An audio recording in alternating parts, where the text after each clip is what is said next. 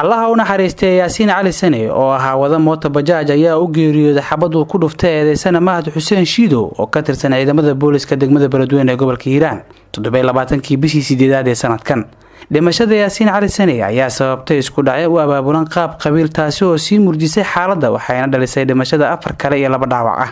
xaalad cakirnaasho ee gashay beledweyne ayaa sababtay in maxkamadda ciidamada loo yeero si loogu kala saaro dadka sharciga waxaana beledweyne soo gaaray khubaro baarayaal ah iyo saraakiil kale oo ka tirsan maxkamadda ciidamada. gaashaanle sare xasan cali nuur shuuto oo gudoomiyaha maxkamadda darajada koowaad ee ciidamada qalabka sida ayaa ugu horreynba weydiiyay mahad xuseen shiidow jiritaanka eedaha ay soo jeediyeen xafiiska xeer ilaalinta ciidamada qalabka sida. mahad waxaa lagugu eedeynayaa in aad dil bareer ah u geysatay marxuum yaasiin cali saney oo ahaa wade mooto bajaaj sidoo kalena aad dhaawac u geysatay cabdi dukow maxamed taariikhdu markay ahayd 27 bishii 8 2018 dilkaas oo ka dhacay degmadan beledweyne. gaashaanle abuukar yuusuf cabdi oo ka tirsan ciidanka sida gaarka ugu tababaran baarista oo ka mid ah saraakiisha dowladda Soomaaliya u soo wakiilata baarista wixii dhacay ayaa ka hor sharaxay garsoorka ciidamada qalabka sida natiijada baaristooda. markii mootada la joojiyay marxuumka wuxuu ka codsaday askarigii joojiyay in uu rakaab uu sido ingeer ah oo gaan baag ah dabeedna uu meesha ay doonay uu geeyo kadibna uu soo noqon doono saldhigana uu imaan doono. inta ay wada hadlayeen marxuumka iyo askarigii joojiyay mahad waa ka daba yimid wuxuuna soo istaagay dhankii uu taagnaa askariga maaha dhankeeda kale kadibna qorigiisa ayuu ku fiiqay maxaad ii soo dhaafaysaa buuri 2 xabadood buu ku riday taasoo aan hore ugu soo gudbinay xafiiska xiraalinta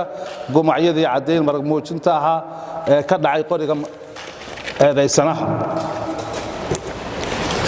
labada fooq oo laga soo qaaday goobtii dambiga uu ka soo dhacay una soo gudbinay xafiiska xiraalinta waxaan codsanay xafiiska xiraalinta maxkamadda inuu gudbiyo. ku-xigeenka xeer ilaaliyaha ciidamada qalabka sida dhama muumin xuseen cabdullaahi ayaa ku dooday inaysan jirin sabab uu ugu baxo gacanta ciidamada amniga muwaadin aan waxba galabsan. mahad ma jirin asbaab ku kalifi karta in uu isticmaalo xabad haday mootada ka horeysay gadaal xabad uga taalo waxba loo sameeyay waxa la ilaahay wuxuu damacsanaa inuu joojiyo inuu xabada maqashiyo qoriga buu cabiri waayo hoos ay uga dhacday waxba la sheegi lahaa laakiin wuu qaatay marxuumka amarka ciidanka wuu istaagay sidoo sheegay marageena wuxuu dhahay ii kaadi aan wadada ka baxo dadweynaha leeyihiin wuxuu istaagay baakinka saxda ah wuu istaagay wuu damiyay mootada lugihiisa way ka soo jeedeen halka mootada laga xakameeyo sheelar iyo bareegi haday taa laga isticmaalo wuxuu soo raaricay dhulka inuu soo dego ciidamada amniga la hadlo qanciyo isagoo u hogaansama amarkii oo taagan ayuu inta dhaafay oo dhowr tilaabsi aan qoriga loola qabsan oo dhowr tilaab inta qaaday ninkaas uu leeyahay abukaatu ma tababarna wuu tababarnay qofka uu dilay inuu ka fogaado oo si xakamaysan qorigiisu xakamaysan xagga inta istaago soo toogto wuuna soo toog. maxamed cabduqaadir maxamed oo kamid ah xeer ilaaliyaasha ciidamada qalabka sida ayaa maxkamadda ciidamada qalabka sida ka codsaday. waxaan ka codsanaynaa maxkamadda sharafta leh garsoorka ayaan ka codsanaynaa in mahad xuseen shiidow lagu fuliyo dil toogasho oo ah dambigii uu geystay. abuukaataha u doodaya eedeysanaha ayaa dalbaday in laga qaado diya gafax maadaama uu qirsan yahay jiritaanka dilka dhacay muwakkilkiisa. 434 na loo bedelo qodobka 445 oo ka hadlaya dilka khadaaga anagoo ka ambaqaadayna laba aayad iyo qodobka maxkamadda waxa ka codsanaynaa eedeysanaha inay lagu xukumo diul khada ah.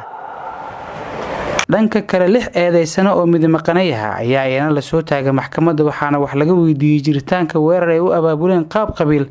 kaasi oo sababa dhimashada 2 ruux iyo dhaawaca 1 shakhsi.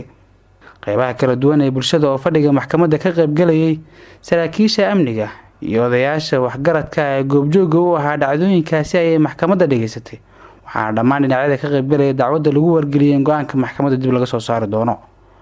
cabduqaadir ciise warbaahinta qaranka beledweyne.